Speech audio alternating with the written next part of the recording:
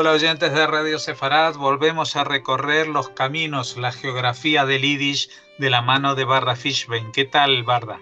Hola Jorge, hola a los oyentes de Radio Sefarad. Ya saben que hemos estado en 3 entregas hablando de Odesa y seguiremos hablando de Odesa hoy también. Efectivamente, con la larga y rica historia judía que tiene esta ciudad, necesariamente volveremos en esta visita y alguna otra probablemente.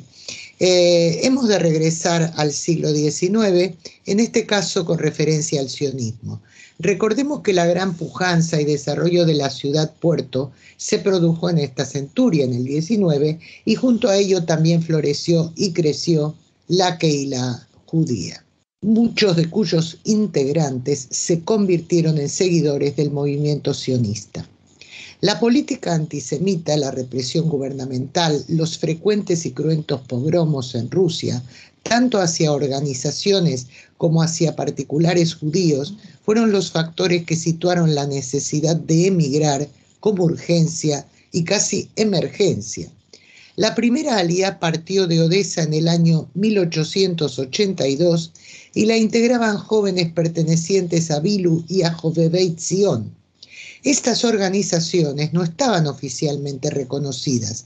Para estarlo debían registrarse como instituciones benéficas en varios países de Europa. La mayor parte de la financiación para el desarrollo de sus actividades la obtenían de los judíos estadounidenses. Cuando salió la primera aliyá hacia Palestina, que dicho territorio entonces formaba parte del Imperio Otomano, y para la historia anterior al actual Estado de Israel, el asentamiento judío en la zona se conocía y se conoce en la historia como el Yishuv, y a eso se sumaron los inmigrantes de aquella época desde Europa a el actual Israel. Aunque costó mucho obtener la aprobación del gobierno ruso, finalmente se obtuvo el beneplácito para fundar la Sociedad para el Apoyo de los Agricultores y Artesanos Judíos en Siria y Palestina, también llamado Comité de Odesa, lo que ocurrió en los inicios de la década de 1890 y estaba encabezado por un líder sionista que ya hemos mencionado, por León Pinsker. Su función era tratar los aspectos prácticos para la emigración a la Palestina otomana, objetivos en los que fueron decisivos la colaboración y el apoyo de la familia Rothschild para fundar una serie de colonias agrícolas judías en esas tierras. En algunos periodos, estas iniciativas contaron también con el apoyo del gobierno zarista, que quería verse libre de los judíos, sobre todo de los que se oponían y combatían su política. El Comité de Odesa tenía más de 4.000 miembros afiliados antes del primer Congreso del Sionismo, celebrado en el año 1897, y cuando ese mismo año se fundó la organización sionista, casi todas las ramas de Jovevei Zion se adhirieron, entre ellas la de Odesa. No obstante, el comité continuó con sus actividades de forma independiente del movimiento sionista general hasta su cierre en el año 1913. Así, entre 1881 y 1920, emigraron, o mejor dicho, huyeron más de 2 millones de judíos de Rusia. Una inmensa mayoría se dirigió a Palestina, como hemos dicho, y a los Estados Unidos, aunque también hubo inmigración, aunque menor, hacia otros territorios como América del Sur o Australia. No obstante la cantidad de personas que emigraron, la población judía de Odesa no disminuyó porcentualmente, sino que se mantuvo en torno a un 35% en los inicios del siglo XX. Tras la Primera Guerra Mundial y la guerra civil en la que se enfrentaron rojos y blancos, más de 150.000 judíos residían en Odesa, lo que suponía un porcentaje aún mayor que el referido hace un momento. Se situaba en el 36,7% de toda la población de la ciudad. Al estallar la Segunda Guerra Mundial y debido al pacto entre Alemania y la Unión Soviética, conocido como el Pacto Ribbentrop-Molotov, por los apellidos de los firmantes de ambas partes, hasta 1941 Odesa siguió estando bajo gobierno soviético. Pero ese año, roto el acuerdo por parte de la Alemania nazi, la ciudad sufrió un asedio de 2 meses y en octubre de 1941 los alemanes y sus aliados rumanos la ocuparon y la incorporaron a la región denominada Transnistria, cuya administración quedó en manos rumanas. Este territorio se extendía entre los ríos Bug y Dniester. Apenas tomada la ciudad por el eje, los judíos fueron aislados y registrados aparte del resto de la población y casi de inmediato comenzaron los asesinatos. Aunque muchos se habían marchado durante los 2 meses que duró el sitio hacia zonas de la Unión Soviética donde los nazis aún no habían llegado ni consiguieron llegar en toda la contienda, se calcula que en el momento de la invasión aún quedaban en Odesa entre 80 y 90.000 judíos. Algunos historiadores que han escrito sobre la Shoah en la zona cifran el exterminio en más de 100.000 judíos nativos de esta villa y de todas las zonas urbanas o rurales situadas en Transnistria mientras duró la ocupación nazi gestionada por el gobierno aliado del eje presidido por Ion Antonescu. Esta limpieza total de judíos en la zona fue perpetrada desde el otoño del año 1941 hasta el invierno del año siguiente. En dicho periodo se sucedieron asesinatos y matanzas colectivas llevados a cabo por soldados rumanos y tropas alemanas. La matanza comenzó muy pronto. El mismo día que los ejércitos del eje tomaron la ciudad, el 16 de octubre, 8.000 acusados de ser comunistas, aunque la mayoría eran judíos sin filiación política, fueron asesinados en las playas de la ciudad y lanzados al mar. Esta masacre estuvo a cargo de un Einsatzkommando alemán en colaboración con un grupo del servicio secreto rumano. Una semana más tarde, entre 25.000 y 34.000 judíos, se barajan ambas cifras y otras intermedias, se trasladaron fuera de la ciudad y se los fusiló o quemó vivos. La razón o la excusa fue la siguiente. El mando del eje en Odesa se instaló en un edificio que antes de la ocupación había alojado al NKVD o Comisariado de Asuntos Internos de la Unión Soviética. Antes de marcharse, los soviéticos habían puesto en diversos sitios explosivos, al igual que habían hecho con otras dependencias donde ellos habían alojado instituciones gubernamentales o militares en la ciudad. Algunos días después de su marcha, los explosivos estallaron con el resultado de que murieron un general, un comandante y otros 16 oficiales romanos, al igual que 4 oficiales alemanes de la Marina que se habían instalado precisamente en aquellos edificios gubernamentales que los soviéticos habían abandonado. Pero el mando se apresuró a acusar de este acto a los judíos y sobre todo a los judíos de filiación comunista, pese a que sabían perfectamente que los soviéticos habían dejado edificios minados.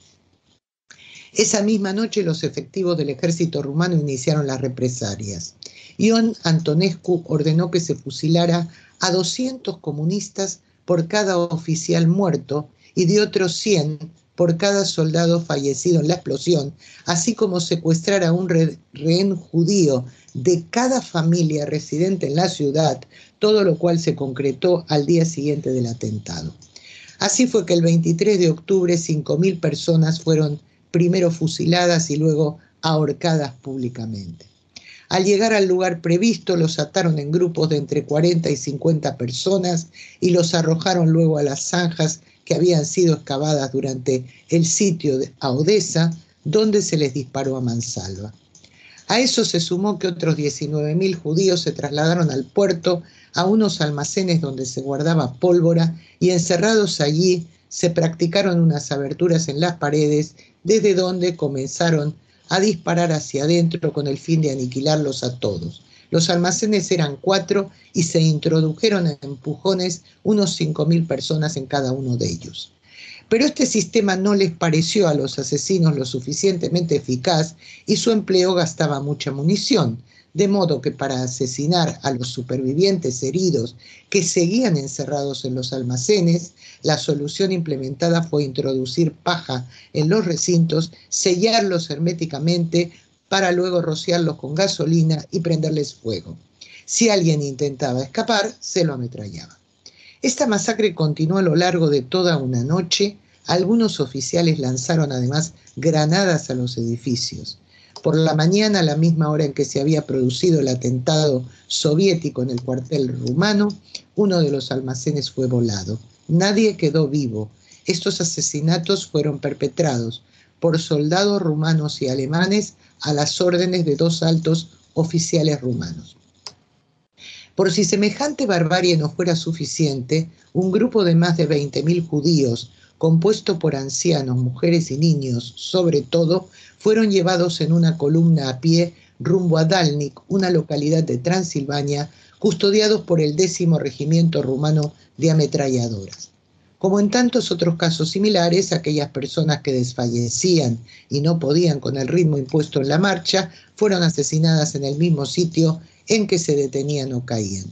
A continuación, Antonescu decretó encerrar a los judíos que aún seguían vivos en un gueto hasta que fueran deportados, debido, alegó, a que esos residentes generaban inseguridad en el municipio. Así, los judíos que aún estaban vivos en Odessa, aproximadamente entre 35.000 y 40.000, fueron enviados a la zona de Slobodka, donde solo quedaban edificios ruinosos que apenas si se mantenían en pie, y se los abandonó a la intemperie y sin provisiones. Así estuvieron 10 días, mientras el frío aumentaba hasta el 3 de noviembre. Muchos de ellos murieron de hambre o frío. Sin suministrarles agua ni alimentación, se los transportó por tren al campo de Berezovka. Los cuerpos de los que morían durante el viaje se arrojaban fuera de los vagones y se quemaban en hogueras para evitar la propagación del tifus. Pero el frío se intensificó tanto que el transporte de los deportados tuvo que detenerse y la deportación se reanudó recién a inicios de febrero de 1942, expulsándose a exactamente 33.643 judíos que aún quedaban allí. Solamente siguieron vivos 479 niños menores de 7 años, mientras las autoridades buscaban mujeres que pudieran acompañarlos durante el viaje en tren hacia otros campos. Se los trasladó a un orfanato en el campo de exterminio de Mostovoy, donde también esas criaturas debían realizar trabajos forzados. Sobre finales de octubre de ese mismo año, 1942, se produjo aún otra matanza. Entre 4 y 5.000 judíos fueron fusilados mientras estaban encerrados en establos para ganado. De los judíos de Odessa y de otras localidades que habían sido confinados en el campo de concentración de Bogdanovska, se calcula que entre 40 y 50.000 fueron asesinados por efectivos de la Guardia Rumana, ayudados por vecinos de la zona que eran alemanes étnicos. A otros 10.000 se los condujo a una marcha de la muerte a diversos campos de concentración y los sobrevivientes de ese viaje fueron finalmente asesinados 2 meses más tarde. Bien, vamos a dejar estas cosas tan trágicas y vamos a hablar de un destacado nativo judío de Odessa, como siempre hacemos. En este caso es David Fyodorovich Oistrach, nacido en 1908, un insigne violinista considerado uno de los más prestigiosos del siglo pasado. Oistrach nació en una familia modesta y aunque su padre se ganaba la vida como oficinista, tocaba bien el violín y algunos instrumentos de viento. En cuanto a su madre, también tocaba algunos instrumentos y cantaba en el coro de la ópera. David comenzó sus estudios de violín y viola a los 5 años con Piotr Salomonovich Stoliarsky, maestro famoso ya por entonces y fundador de una escuela de música donde daba rienda suelta a la creatividad de cada pequeño alumno, enseñando técnica musical a través del juego. Durante la Primera Guerra Mundial y la Revolución de Octubre de 1917, El entorno complejo y a veces hostil no consiguió frustrar los progresos de Ostreich en sus estudios. Su familia, como muchas otras, prácticamente llegó a verse en la indigencia. No obstante, su maestro Stoliarsky compartió con sus alumnos lo que tenía y trató de ayudar a su bienestar en la medida en que le fue posible. Cuando Ostreich tenía 15 años, ingresó en el Conservatorio de Odessa, donde estudió entre 1923 y 1926. Su primera actuación fue precisamente tocando la viola en la orquesta de esa institución. Pero pronto tuvo su debut como solista acompañado de orquesta, interpretando el concierto en la menor de Bach. Pronto su talento interpretativo empezó a llamar la atención y consolidó su ascenso a la fama durante una gira en solitario de 2 años de duración por toda Rusia, que entre otros acontecimientos que impulsaron su carrera, le valió ser invitado a Leningrado para interpretar a Tchaikovsky. Fue profesor en el Conservatorio de Moscú desde el año 1934. En esa ciudad había conocido a su esposa y, entre otros violinistas, formó a su propio hijo, Igor, en ese centro. En el año 1937 se reconoció su talento al otorgarle el premio Elizabeth de Interpretación Musical. En el decenio de 1950 hizo giras mundiales, en ocasiones acompañado por su hijo. Tenía un inmenso repertorio, tanto clásico como contemporáneo, y algunos importantes compositores, como fue el caso de Prokofiev, compusieron especialmente para David Ostrach. En el año 1968, para celebrar sus 60 cumpleaños, se le brindaron una serie de homenajes y él realizó una inolvidable actuación interpretando precisamente el concierto de Tchaikovsky, compositor y concierto al que era especialmente afecto, en la gran sala del Conservatorio de Moscú. Ostreich había tenido un ataque cardíaco unos años antes, pero sobrevivió y continuó su carrera. 10 años más tarde, en 1974, tras finalizar un ciclo de conciertos de Brahms con la Orquesta de Ámsterdam, sufrió otro ataque al corazón que fue la causa de su muerte. Sus restos se enviaron a Moscú, donde fue inhumado. Y bien, Jorge, hasta aquí nuestra cuarta visita a la ciudad de Odessa. Bueno, una cuarta visita que no será la última. Tendremos oportunidad de seguir hablando de Odessa de aquí a 2 semanas. Muchas gracias, Varda Fishbein, y hasta la próxima. Hasta la próxima, Jorge.